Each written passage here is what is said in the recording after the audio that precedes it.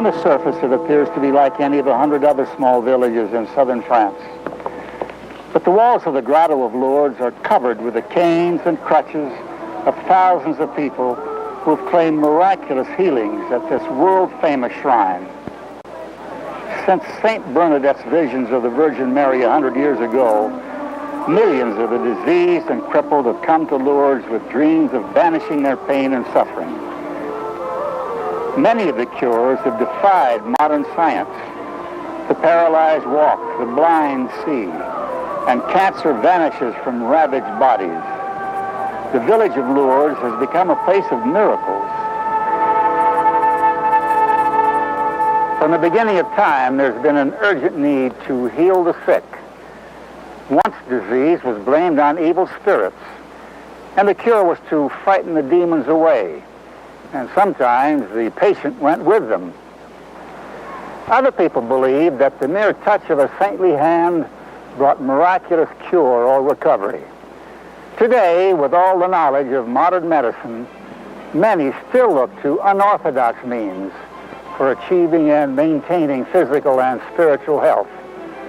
Some of these methods, often shocking, bizarre, and just downright amazing, are explored here as we meet the underground doctors.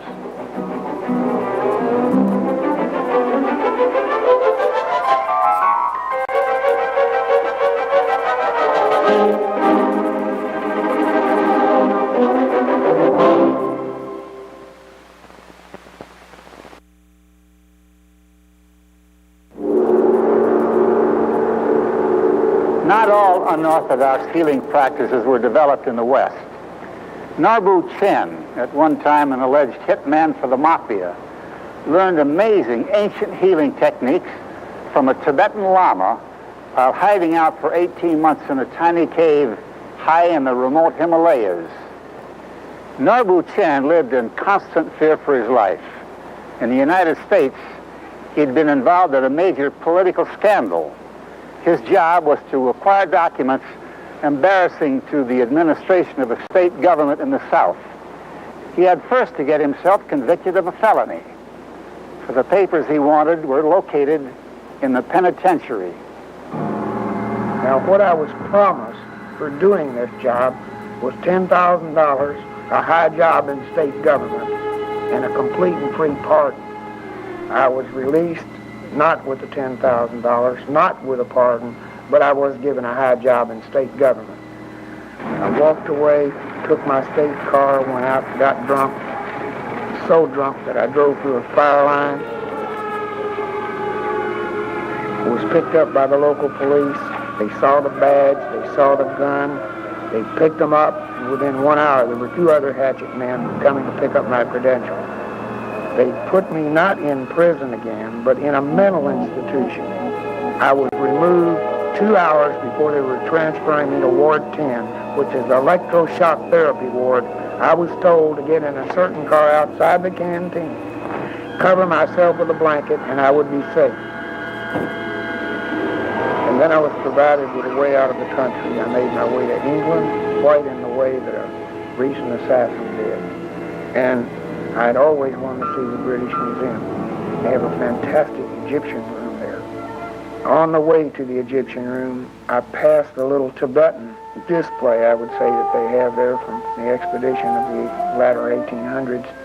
And I looked and I stopped and I felt a kinship.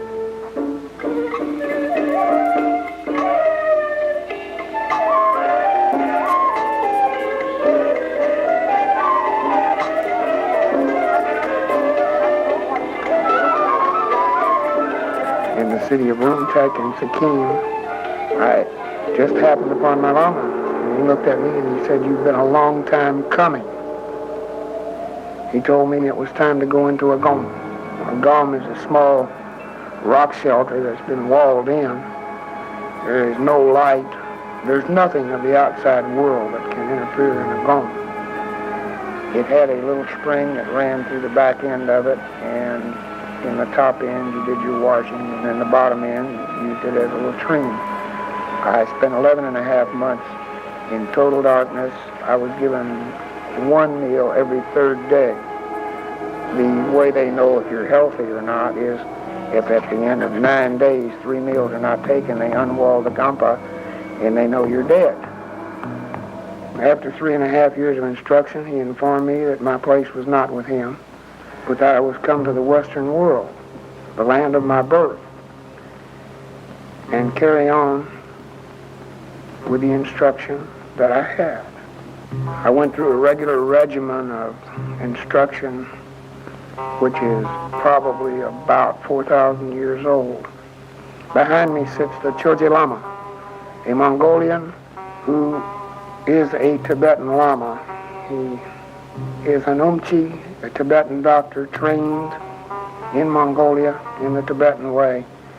And he helps us both with the homeopathic medicine and when I need a backup in terms of diagnostics. And I have 8 physicians or MDs who are my students at the present time. We're having it rough, but we're forging ahead, just as my Lama said. And I firmly know that I will triumph in the end, regardless of what is said or done to or for me. When I went down to investigate Norbu Chen, I was literally investigating him. I had total doubts. My information was that he was a practicing witch and should be wiped from the face of the earth with bad press. Well, up until about 3 or 4 years ago, I was really to the point where I thought these people that were involved in the psychic field and the so-called healers very likely should be locked up with a straitjacket. When I arrived, it was a pleasure to have a healer, a person who claims to be a healer, be so open as to say, you're here to check me out? Good, I want to be checked out thoroughly, because I do what I claim. And that's new. With 14 years of practicing medicine under my belt when I arrived in Houston, I was suddenly thrown into a situation in which I was seeing people recovered with nothing more than a touch of the hand, so to speak.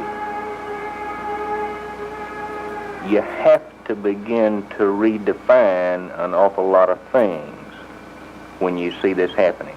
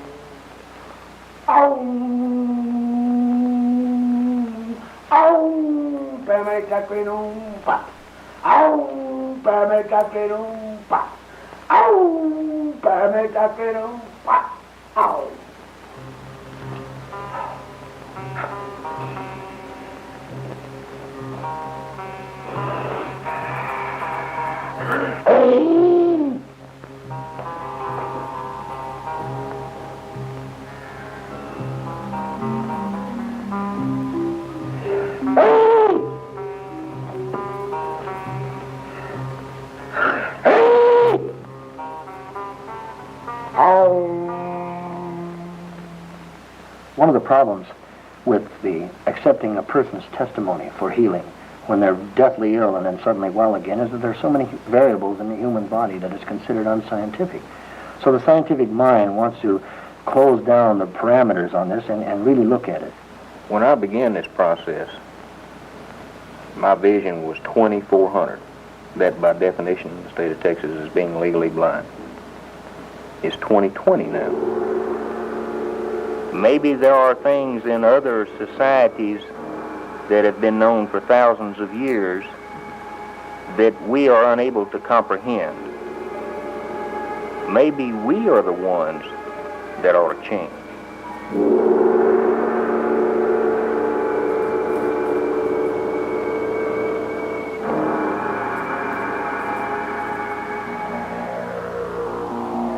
Many psychics claim they are sensitive to an energy field which pervades the universe.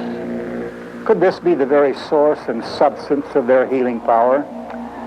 The work of Wayne Cook may offer a clue. He is a successful practitioner of the ancient technique of dowsing. Basically, that's finding water with a divining rod. For years, he's been transforming the parched earth of ranches all over Southern California into fertile rangeland.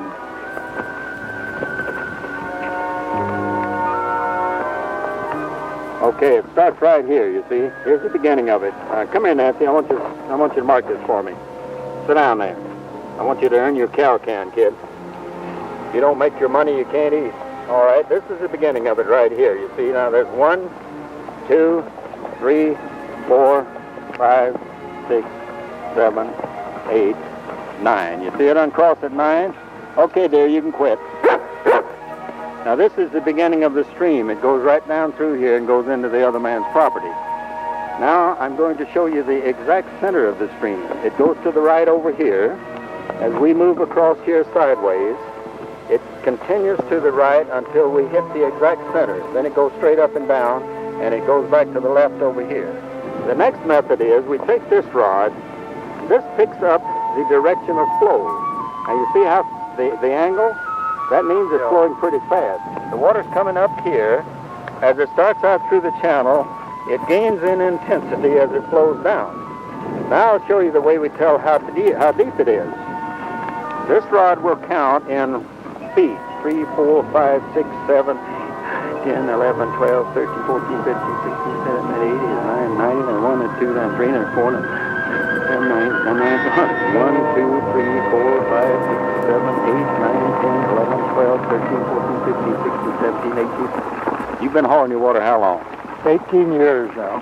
18 years. Boy, that's a long time to be hauling water with something like this right on your property. Can't believe it. Isn't that beautiful? Ooh. Good? Okay.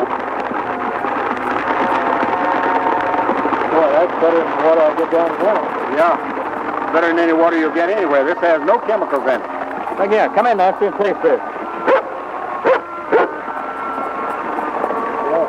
Oh. I'm going to flood this country out. How about that for a coyote, huh? That's your little hard. Doesn't that feel good? That's real. And we have an unlimited supply all over the world. All we have to do is tap it. Woo-hoo! I can't hardly believe it. Anytime. 18 years.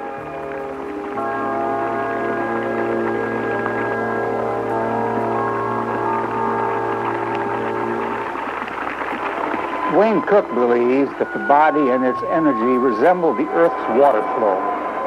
He has turned his theories and dowsing rods toward the practice of healing human beings, treating the patient's energy body, which he claims governs the health of its physical counterpart.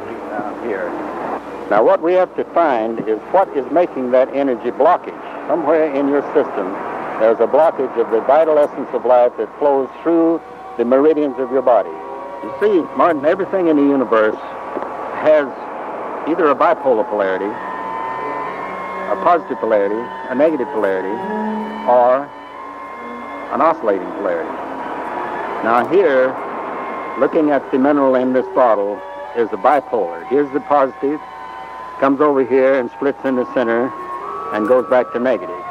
Now I have in this sink that I was discharging the conflict energy out of your body, about 95 different elements.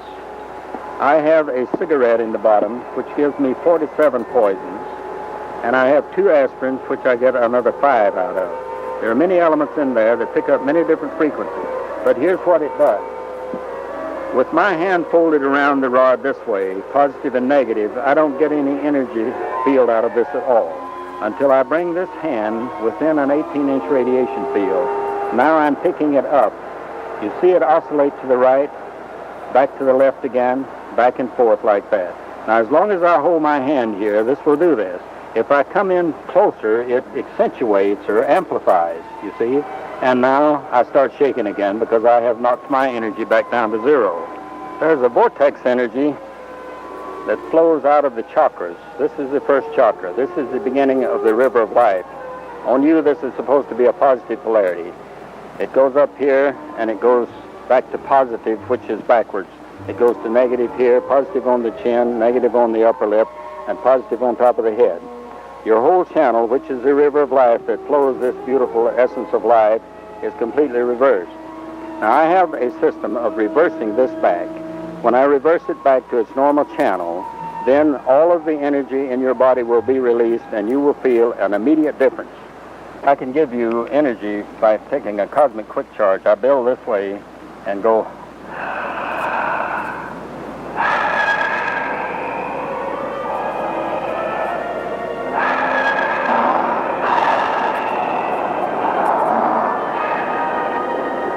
Now I built that energy up to a high plane, and I can circulate this through here, through my body and through here, and concentrate it right here. Now you look right between my eyes so we don't clash polarities. Now, as this energy transfers, it brings your battery up to the same charge level as mine.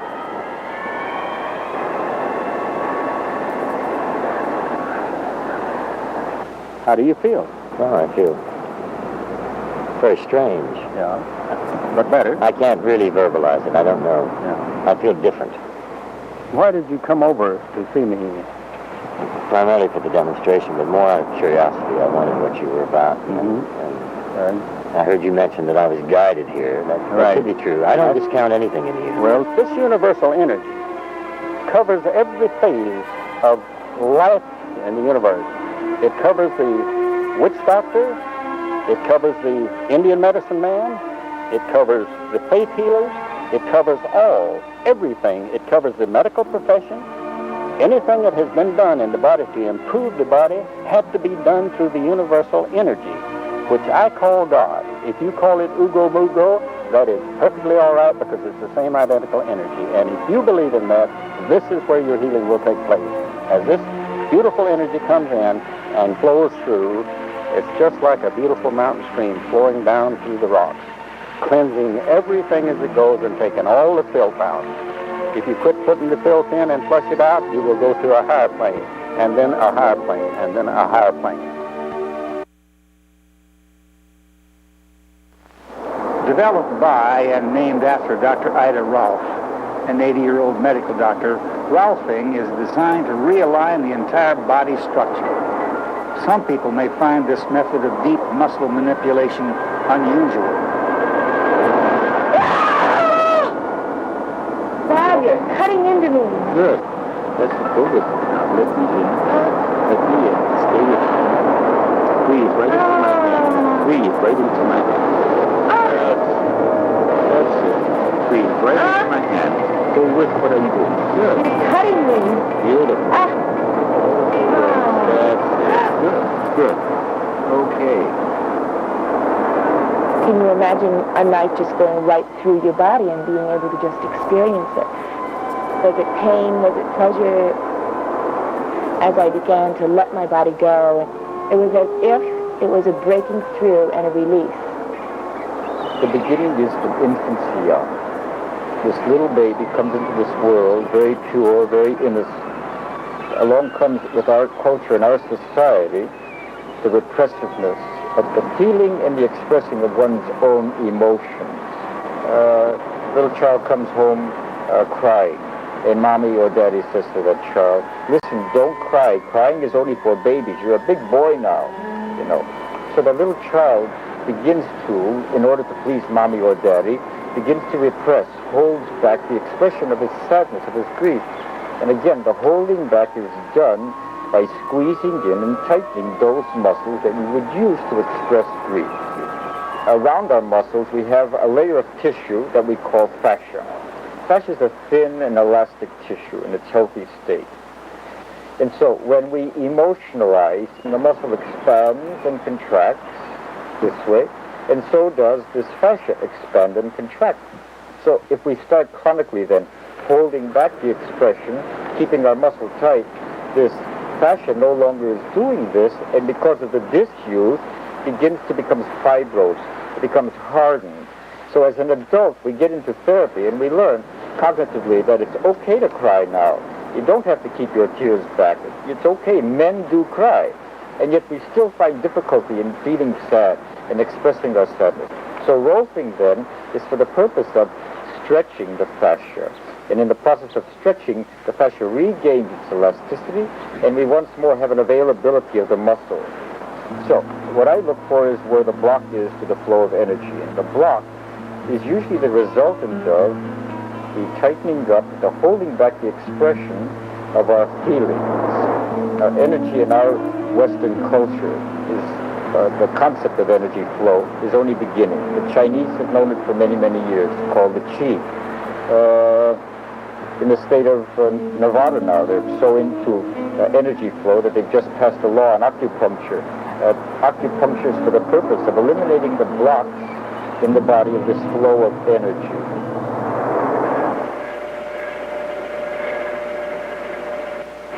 The medical profession is beginning to use so-called underground methods of treatment, such as acupuncture and acupressure.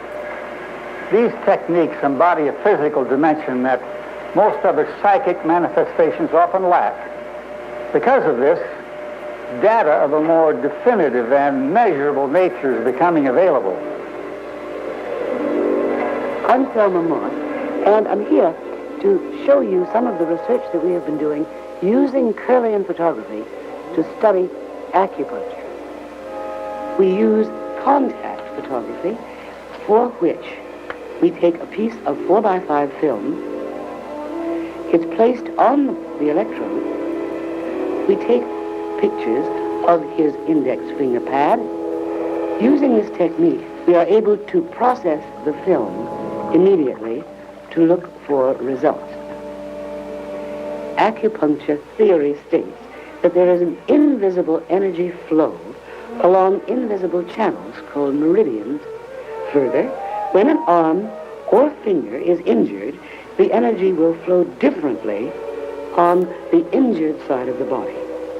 Professional acupuncturists often find these points with their fingers, but some Western researchers are now using electrical devices to detect the points, attaching a clip to the ear.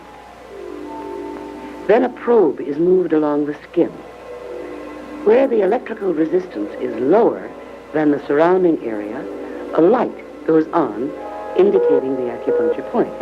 The point just located affects the ring finger. Our subject had recently sprained her right ring finger, and to study a possible imbalance of energy, Kirlian movies were taken.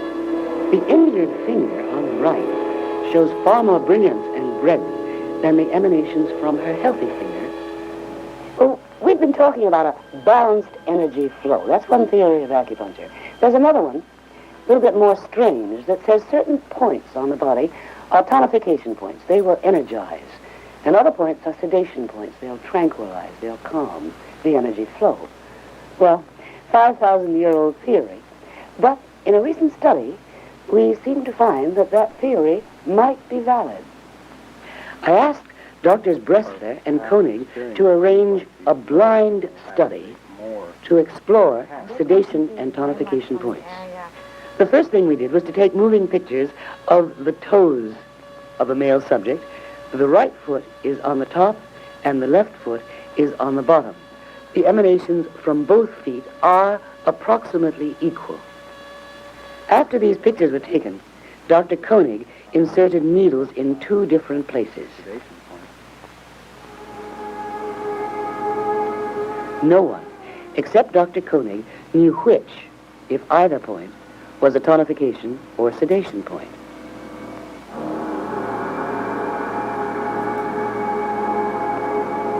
"20 minutes after the needles were removed, this picture gives a very dramatic representation of the difference between the tonification point, which is the lower foot, where the toes are luminescing brilliantly, in sharp contrast to the upper toes, where the point that was stimulated was a sedation point.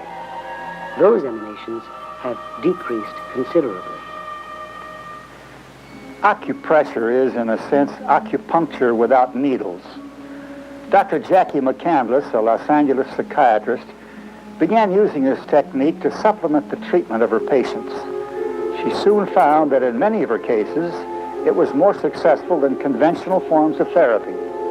And what really impressed me when I started working with energy concepts were the changes in the work with my patients. They got well faster, they got into their own health systems faster, they liked the idea of being able to do things that they could handle themselves rather than leaving it all in the hands of the doctors. For instance, the acupuncture massage points. I'm going to start with this point right above the upper lip, This is called governing vessel 26. It's a sedative point. Then we go up to these points above the eyes. They're very good for headache. There are points along the top of the head, also for headache and for tension. All of them are energy points also. We have across here a line of points called the Portal of Heaven by the Chinese. They're very important energy points, especially important for stimulating sexual energies. People with sexual problems really do seem to respond more quickly to touching kinds of therapies, self-healing therapies, rather than the talking kinds of therapies. Use your belly button as a marker. Put your fingers in your belly button. Now put your thumbs out and go straight back. Now make your thumbs go around. The place you reach will hit these very important points. Now massage. I had an opportunity to go to a workshop in acupuncture. It was the first one given for physicians in the United States. They gave it at the Edgar Cayce Foundation in Phoenix, Arizona. So I went to this 4-day workshop, and they gave us needles. So I came home very proud of my new expertise, and I gave a little acupuncture party for some of my colleagues and friends. And to my surprise, people were so turned on. I was putting a needle in their crown point up here, and they were getting so turned on and so high. The ones who usually used marijuana said they didn't need it because they were so high. They really felt it was better than any trip they'd ever been on. And I said, hey, if this makes healthy people feel good, what must it do for my depressed patients? Most people instinctively know, they intuitively know where their points are. Just to have someone lead them in that direction, pretty soon when they start feeling their bodies, they feel the points that need to be rubbed. And their energy systems would be increased, both from the energy manipulations they were doing and from the idea that they could do it themselves rather than always having to depend so much on the doctors. This was the most exciting part of the whole healing and self-healing programs that I've been involved in.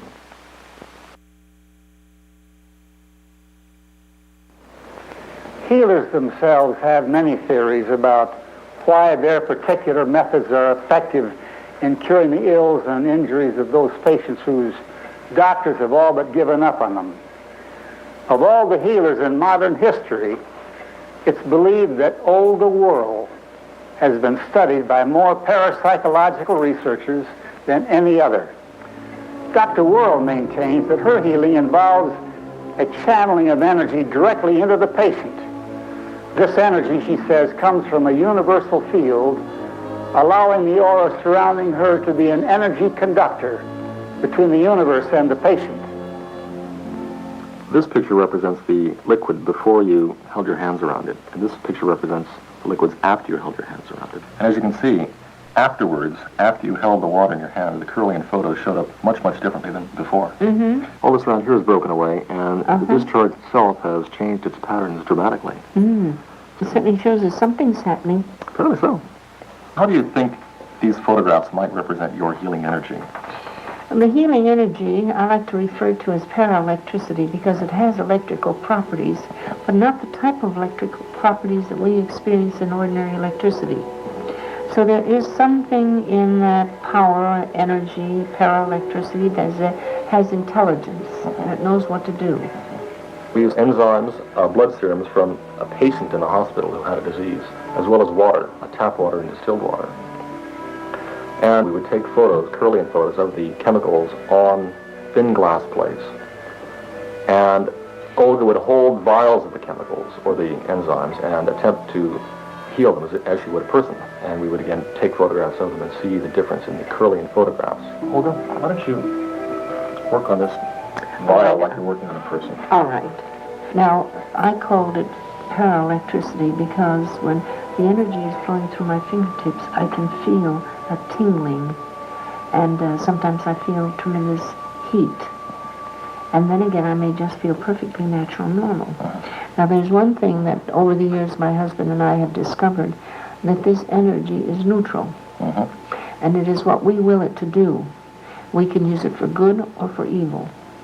However, if we use it for evil, for destruction, it comes back to us and it destroys us. So it is very important that we understand what we're doing. This is dangerous if you don't know what you're doing. Now, when this energy is directed to a sick body, it has the intelligence to know what to do. The energy goes to the point of least resistance or low potential.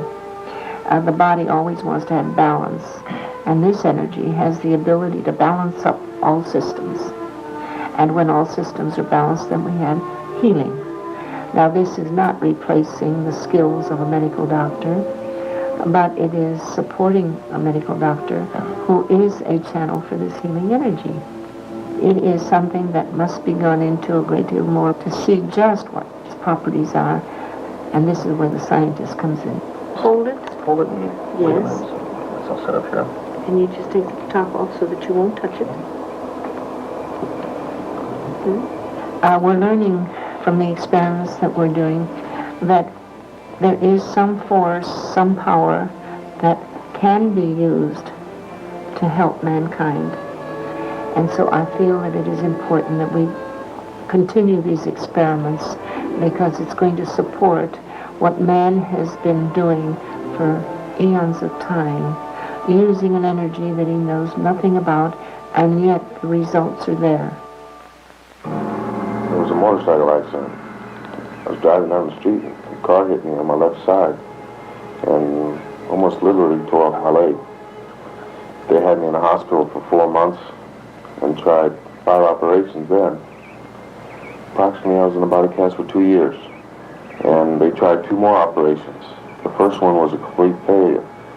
They told me that they could only have 1 more, and they did the other one a year ago, last January. They had talked about amputation for the last 2 years. As a member of the Southern California Society for Psychical Research, Douglas Johnson has been called a modern-day Edgar Cayce, one of the most renowned healers of the 20th century. Like Cayce, Mr. Johnson has been said to perform miracles, specializing in so-called hopeless cases. I had my last operation in January. For 4 months, I didn't heal. And at that time, a friend of my mother's went to a psychic, and my mother asked her if she would mention my name. And as she was leaving, she did. And he told her that unless I went to Douglas Johnson, I'd have 2 more bad years. Within a month and a half to 2 months after I seen Doug, I was out of the body cast, and my leg was healing. And within a month and a half after I got out of the cast, I was walking on my leg and it was getting stronger. Peter, I feel very, very good here because you've gotten lots of response. I want you to remember that healing continues, and you have to keep an open mind now to know that sometimes 2 and 3 days later people are still starting to continue to feel reactions. So we know that the healing does not cease just from this treatment. We'll keep working with you, even though you're not here. The healing works in many different ways. I believe that there is a physical force that we draw on that's in the atmosphere. I believe, of course, in the power of thought, prayer, whatever you want to call it there. We've had long-distance healings, getting through to people we've never even met. So you know it has to then, in that case, come from a thought wave. 60-year-old aerospace engineer Howard Thrasher has been conducting experiments in healing for some 35 years. He describes his techniques as transferring his energy into his patients, thereby absorbing their disorders. I try to enter the senses, all 5 senses. This turns out then to be a broadcast. Once it builds to a certain point, it broadcasts itself to the cells and the organs down one side and then also up the other way to every person in the room. And I only work on those who have real problems. It's very much, if you can imagine a person being like a piece of wire. When the wire has bends in it, each bend is an illness. If you go to a medical doctor, one is ulcers, and one is sore back, and one is migraine headache, and the doctor takes each bend at a time and tries to straighten it out. This method, I grab a hold of the end of the wire and pull on it, and I really can't predict what's going to happen in between because I'm not working on any one illness specifically. As I entered the headache, I became your headache, and then I felt digestive problems. So then I instead of attention on the head, I went into the stomach and I could feel the head sort of relaxing. Yes, that's when I got greater relief also. The thermostat on the wall is not related to the main energy system of the heating and cooling at all. And I believe that our body has done the same thing. Whatever or whoever designed this thing designed the control system totally separate. It's not part of the heart or the liver or the nervous system or the lymph or the endocrines. That's the main energy. But off to the side someplace are the controls. This is the computer that tends to run the whole thing. And these are the energies that the psychics and the healers have worked with for thousands of years. Today, in all healing systems, if there's something wrong with the heart, you look to the heart instead of searching first in the thermostat. If you flip the right switches in the thermostat field, the heart will turn on. You don't have to cut it out and take pieces and feed it drugs and play all kinds of games with it. Not much, just a little bit of tightness. Whereabouts? Low or high or medium? It's mostly high. It feels like the pain is lessened in your back. It is. And I can feel a pressure here, though. I feel a pressure in my chest, too. Swallow. What are you doing? Okay. How are you doing? My energy level is up and my headache is gone. Do you still have that pain in your back? No, it's gone now. It just drained down from my neck, right down my spine, and just gone.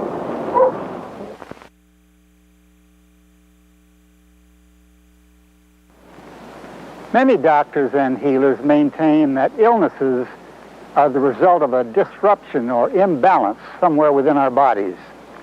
They further believe that we program all our ailments and that they are the result of an attitude of the mind. If disease is caused by our mind, can it be cured by our mind too? I'd been on conventional chemotherapy for almost a year, and I was very dissatisfied with it. It was very bizarre to me. I was at the point I looked like a reject from Dachau. I'd lost all my hair. I was very pallid. I had no appetite. I'd lost most of my will to live because I wasn't really living. I was existing.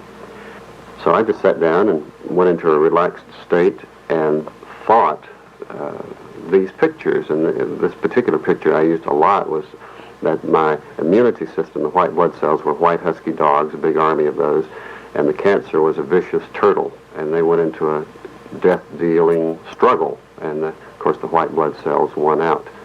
And I had an examination, and he got so excited I couldn't believe it. Well, I had this fantasy that, my God, tumors are all over me and they're that big.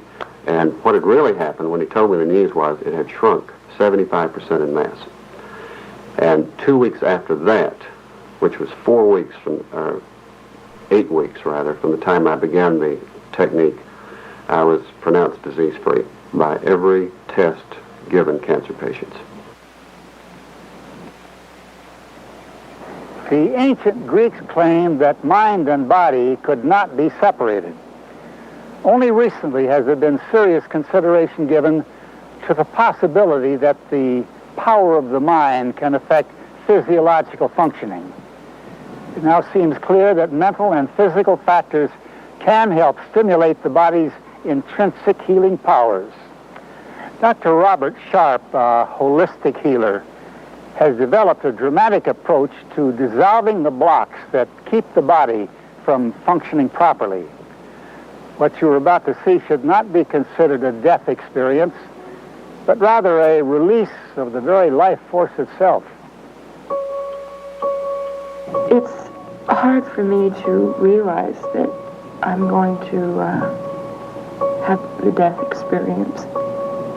I understand there's some pain involved. I also feel that it's going to be rather a cleansing process. The other side that I keep from people is really a mess. Terribly insecure. There's a lot of frustration and a lot of personal condemnation. I don't like myself a whole lot.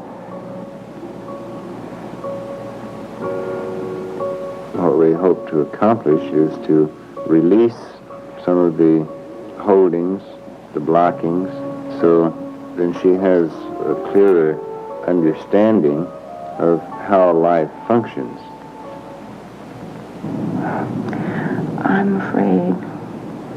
I'm really afraid of living.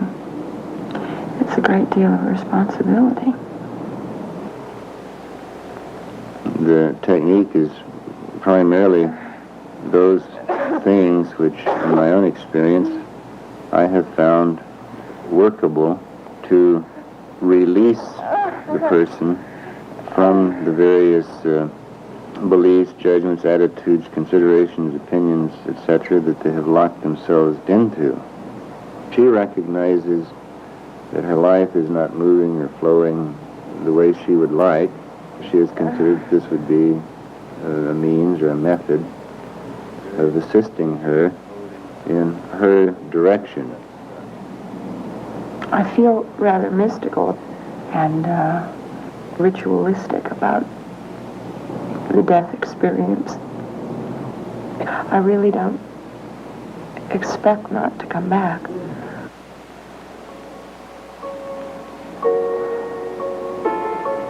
I don't wish it to be labeled as a death press because of the connotations and so forth in people's minds of what death is, and the press is not death.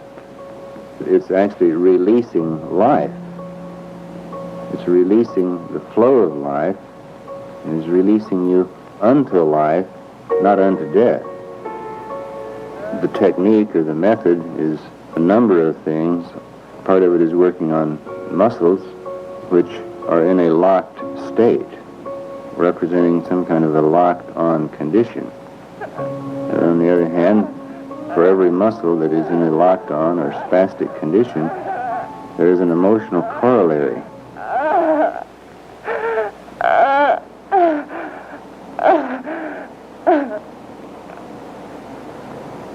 What happens physiologically, it is applying a pressure to the spinal column, and the amount of pressure is largely determined by the patient's resistance.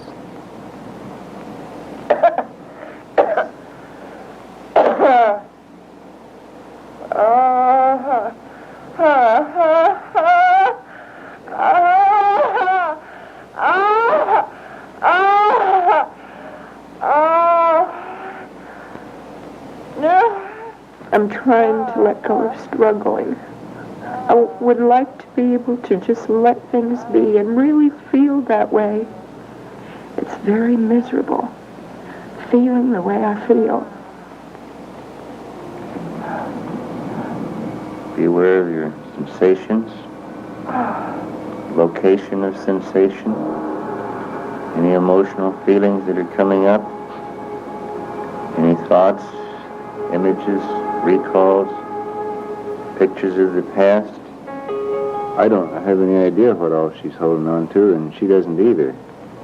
But as we work to release these things, then it begins coming to her consciousness what she's holding on to.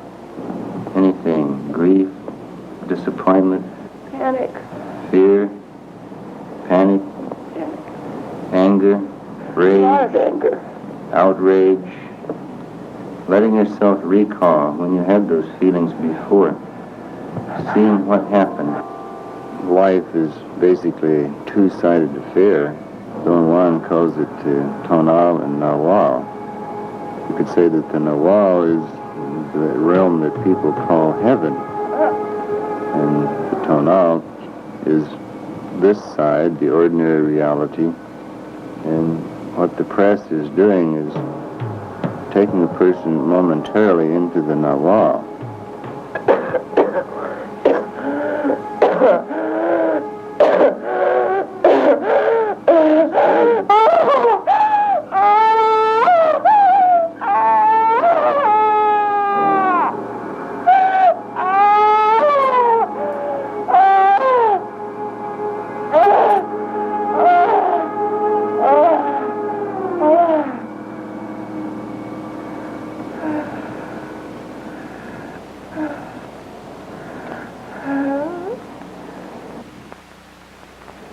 When he did the press, I tried to let go of all of my resistance as much as I possibly could. And I think the first sensation that I remember is tingling sensation, and then a little bit of fear. And then just trying to go through that. And then the next sensation I'm aware of is just total freedom.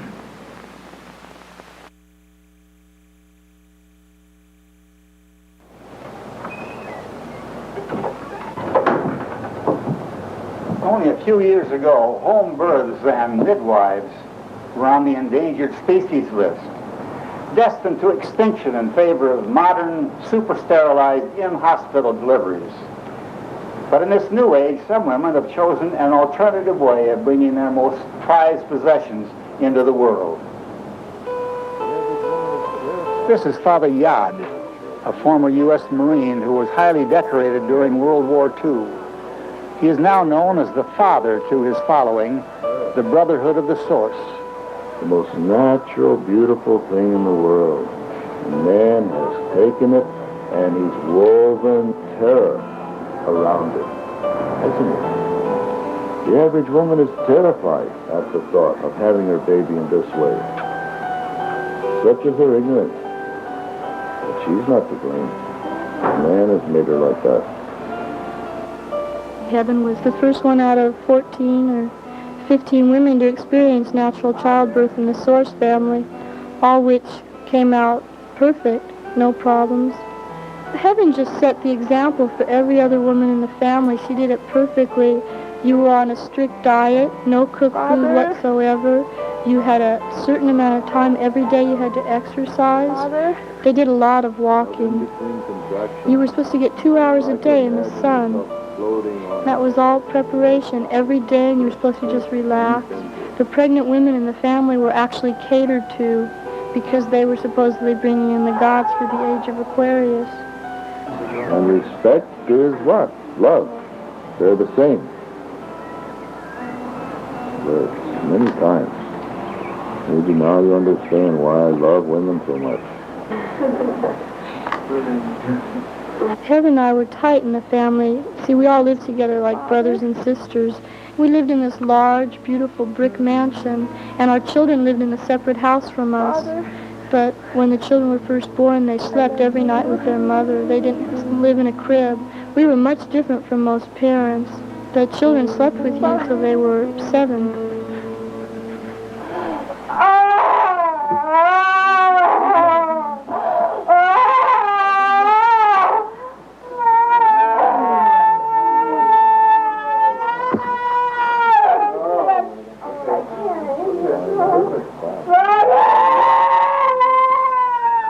Father gave us all the instructions. He had been a nutritionist before, and he had delivered a few babies previous to putting together the Source family, and he did know quite a bit about exercise and diet for a pregnant woman.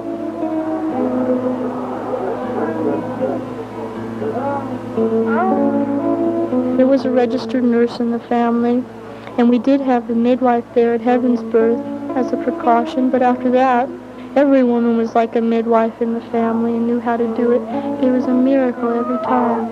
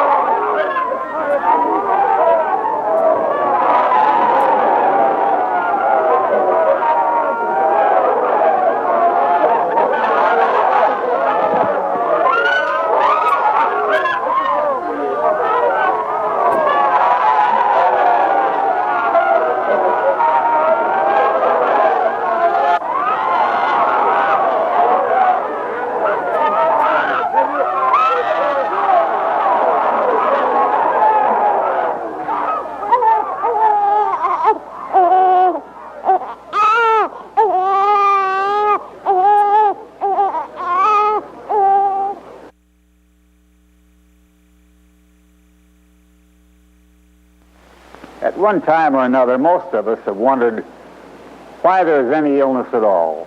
Why can't we get well and stay healthy? The answers to these very questions may well be the key to our own healing. Perhaps before we can truly heal ourselves, we must discover if we are the ones who make ourselves sick in the first place, and if so, why. We've been told that what we call miracles are really natural events, misinterpreted by superstitious, primitive people.